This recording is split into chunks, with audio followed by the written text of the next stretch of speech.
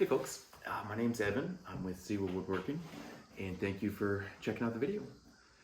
Today I am making a Japanese style dining table that, full disclosure, I did not come up with the design myself. I found it online, somebody else made it, and I thought it looked really cool and I'd give it a shot and see if I could do it. So this is a step-by-step guide kind of showing the process and how I did it. I am by no means an expert, but if you have any questions or recommendations, just leave me a comment. And again, thank you for your time. We'll get started. Okay, last thing, and then I promise we'll get going. The first step I took was I made a to-scale drawing of the table. My dad's a metal worker. He always does this. It helps to visualize the project. So for this, I thought I'd give it a shot to help kind of come up with a design. So everything is drawn to scale. So, you know, the top is 1.5 inches thick. It's 34.25 wide. These posts are 27 inches tall, and then we've built in like 1.5 inch gap to get the 30 inches for the table. It took some just kind of messing around, trying to get the curve right, trying to get it to match the cove cut on the tabletop, but after some kind of messing around, this is kind of what I came up with, and I think it looks pretty good. You know, it's about 3 inches wide at the top and about 4 at the bottom. And, you know, we're going to have stretchers that will have, you know, mortise and tenon joinery to link them all together, because all the weight from the tabletop isn't going to be on the post itself. It's going to be resting on the stretchers. So just try to make sure that those are nice and strong. But, yeah, so we can finally get going. Okay, so we'll start off by cutting the profile into the table. I didn't film it because I didn't want to bore you guys, but I made the tabletop with just a standard glue up. I had some 8/4 ash boards that I milled up with the jointer and planer and table saw, and then glued them together. And now I am using a router bit to cut this kind of curved profile on the underside of the table, and that curve is going to match I'd hopefully match the curve in the legs. So I'll show you. There's a better view here in a second, but I bought this router bit from Freud. It's called a cove cutting bit, and it's used to make these nice kind of curved profiles. I think they use it to make raised panels for doors, but it worked great for this purpose. I think that it is actually intended to be used in a CNC machine or a router table. I suspect this because it would not fit into my handheld router. That, you know, the cutting part of the bit is so large that it wouldn't fit into the hole in the base plate of the router. You know, I would have to get the right profile, I'd have to snug it right up against the router, and it would cut into the base. So as a workaround, what we did is we ended up taking the base plate off the router and attached this 1/4 inch plywood spacer, and that kind of got just the right height to cut the profile that we liked. So it wasn't ideal, but it was a good workaround and worked fine. There was a lot of material for this router to cut off, so I initially used my track saw to cut a bevel on the underside of the table, just trying to take out some material so there's less to remove with the router. But it ended up not really being necessary. You know, I just made multiple shallow passes, and each pass I moved a little bit further in, and that ended up working just fine. The bit was great. You know, it's got this bearing that rides along, you know, the edge of the workpiece, so you don't cut it too far into the table. But so we just rode that along there, and you know, it is a spinning wheel of death.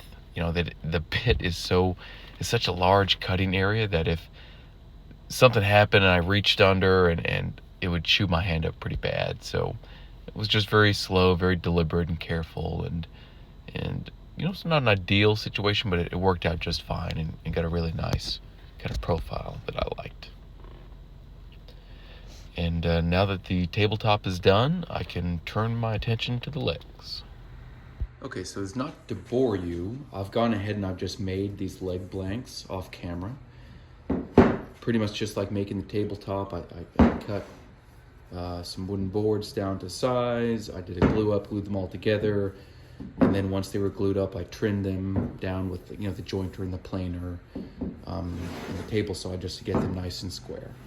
So all it is just a 4 inch by 4 inch blank of some ash boards that have been glued together. So now that I've got these, first thing I need to do is I want to plan out where my curve is going to go. So off camera, I made this template. It's essentially, I just copied the drawing, I traced it onto this MDF, and then I cut out the template on the bandsaw, and then I used, an oscillating spindle sander or belt sander to kind of trim it down to the line, flush it down. So this tape is just two shorter pieces that are kind of stuck together to make it long enough, but essentially I've made a template, and then now when I make all my legs, they can all be very consistent instead of having to draw them each time and having human error throw them off. So I will just kind of lay out my template on the leg blank, get it kind of flushed up on the edges.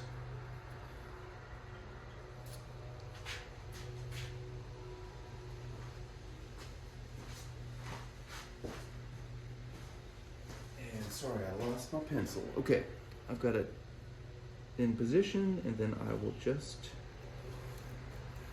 trace it out.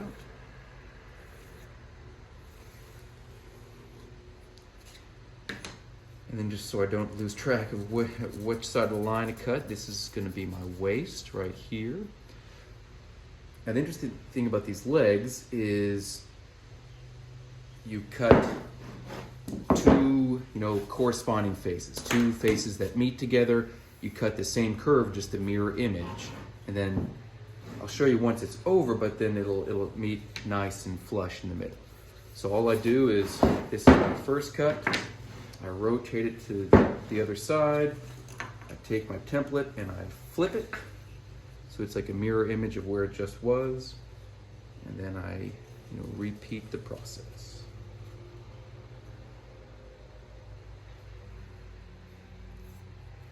Got it nice and flush, hold it down, and then I'll trace.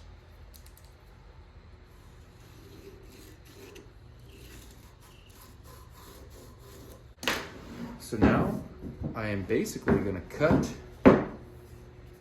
these two sections out. They will kind of meet here in the middle. We'll hopefully give it a nice profile. All right, and now that I've got the curves lined out, then I need to work on my mortises, where they're going to go. So again, the stretchers are going to connect them, and they're going to be joined with mortise and tenons here into the leg posts. So I had to be careful, make sure I'm getting the right faces. So these two faces are going to be facing out, and these two faces will be facing in, and this is where they will link up together. So it's just did some trial and error. I just kind of measured out, trying to get the right distance. I will show you on another piece that I've already cut. But basically, this is what it looks like after I've put it through the bandsaw and I've cut this kind of curve out. It's rough. I haven't cleaned it up. It's right off the bandsaw, but this is basically what the leg will look like. But the downside is because I have to cut so much out to make this curve, it doesn't leave me much space to put the mortises. So I have to kind of squish them a bit closer to the edge than I would normally like. So again, I'll show you in just a minute how I did it, but this is, after it's done, we'll have this mortise cut on the inside there. So just to illustrate one of the downsides of having this curved table leg, because they're so close together, they can only go out about 3/4 of an inch before they would bump into each other. So if I got a tenon coming in this way and a tenon coming in this way, they're gonna bump into each other and there won't be enough room for both.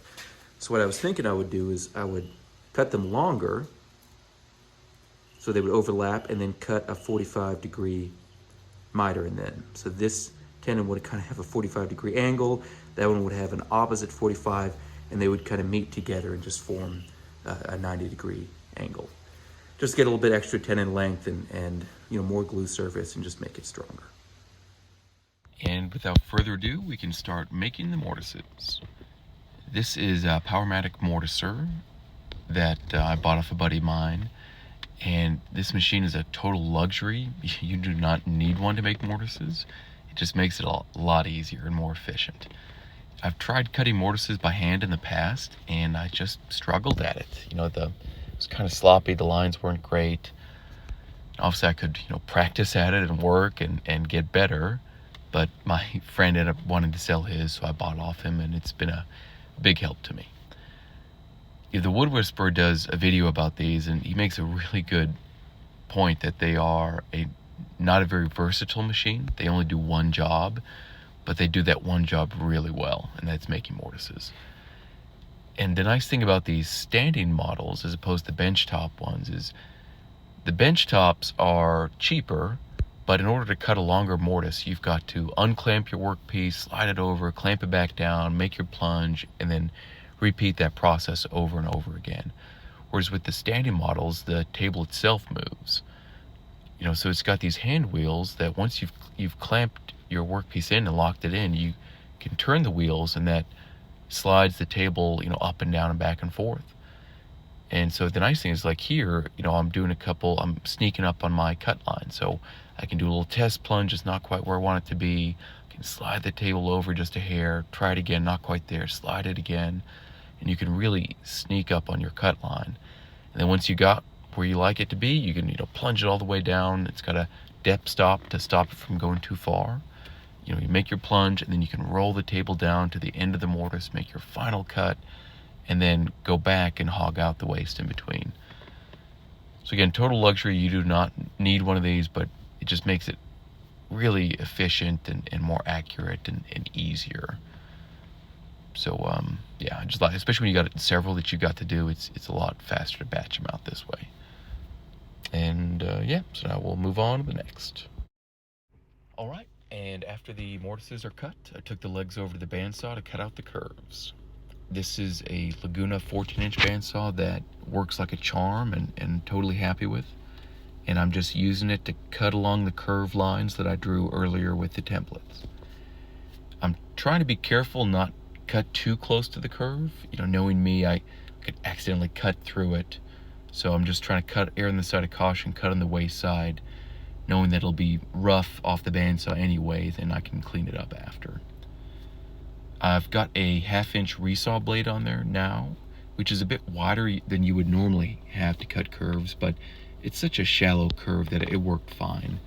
If you were going to cut a tighter radius or sharper curve, you'd want a narrower blade to make that cut easier. But for this, it worked just fine for my purposes for this curve. Here's a little tip for you. When you are done making your cut, try not to drop the workpiece on the ground. So you can see here, I kind of lost my grip and it slid off the back. So just FYI.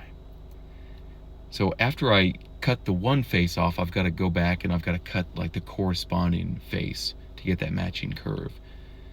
Because I cut off a section of the wood from the one face, it wouldn't sit flat on the tabletop, and so it would rock, it would move as I was trying to cut it. So in order to make it more stable, I put that section that I cut out right back where it was and taped it down to make it kind of flush like it had never happened. And then I could rotate the leg over to the other face and have a nice stable cut to cut the opposite curve. And I found that helped a lot. It made it safer and easier. And just use a little painter's tape, and it held it all together really pretty securely. Then you can see there after the curve, kind of awkward, but got that face off, and then the first face that I taped down comes off as well, and you're left with your finished leg. All right, and now they're out of the bandsaw. I've got to clean up those bandsaw marks, the kind of waves that the blade leaves behind. I originally tried using this Triton oscillating belt sander, and it's a great machine. It works totally fine. It was just struggling trying to even out these bandsaw marks. It was just too much for it to effectively do. And what I ended up doing was I used a rasp and a file just to hit the high spots and kind of flatten them out and kind of even it out.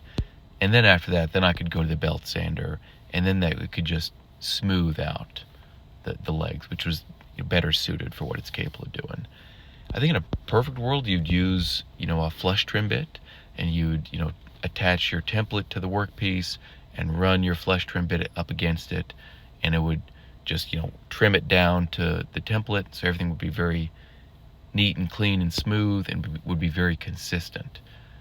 But I tried doing that, and my flesh trim bit just wasn't long enough, and it couldn't reach, and I don't have a router table, so I only have a handheld router, so it just wasn't working great. But this kind of workaround ended up being fine. Hey folks, this video is getting a bit long, so I'll go ahead and cut it here short, but I'll try and pump out another video in a week or two that'll cover the next stage of the build. The next video will focus on cutting the tenons into the stretchers that will fit into the legs, and we'll also go over making the supports that will attach to the leg stretchers that the table will then rest on. So I'll try and get that out soon, and thank you guys again for your time.